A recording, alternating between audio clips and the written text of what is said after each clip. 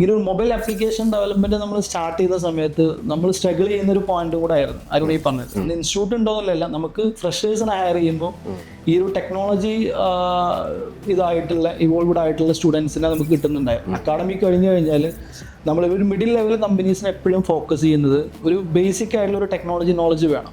നമ്മൾ ഏത് ജോബ് റോളിലോട്ടാണോ അവർ ഹയർ ചെയ്യുന്നത് ആ പൊസിഷനിൽ ഒരു ബേസിക് ഒരു സ്കിൽ സെറ്റ് ഉണ്ടാവണം. അപ്പോൾ അതുകൊണ്ടാണ് ഇൻസ്റ്റിറ്റ്യൂട്ടിൻ്റെ അവിടെയാണ് ഇൻസ്റ്റിറ്റ്യൂട്ടിൻ്റെ ഒരു പ്രസക്തി വരുന്നത്.